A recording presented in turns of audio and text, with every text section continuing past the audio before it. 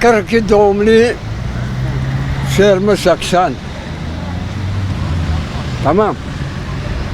Az esnaflarımda hem kasap dükkanı mebab, hem besicilik kin, hem duvarda ihracat teber. Ekadi diyaş mübide, elhamdülillah şükür dare mahol, bahçe, mez, pe bine med, yeni mahlat.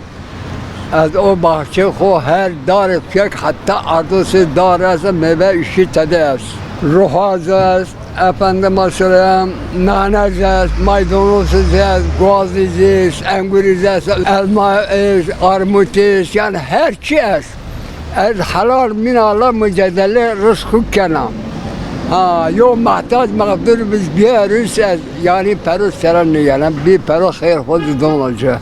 Elhamdülillah şükür yani mağdur yok merdim ya idaremiz hol. Çok şükür. Yok merdim mekvahtım mücadele khud dünya ahiret hopiye nikel emirik peştekin çizer ben. Çizer yaramış ben. Tabii yaramış gibi ben. Dünya dürüst bakabet ahiret ispak kazanmış ki.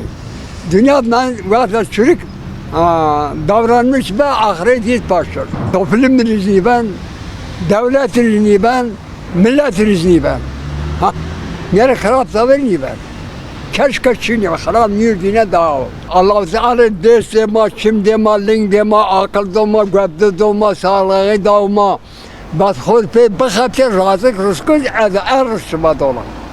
Emyerikşin kom mesela zülker, kom uçkacı, kom dalabacı, kom içkici, kom komarcı aydır buradan o aydır nişan ro.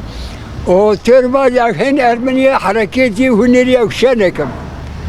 Zaten millet-i selam mesela nefret etken Allah selam nefret etken.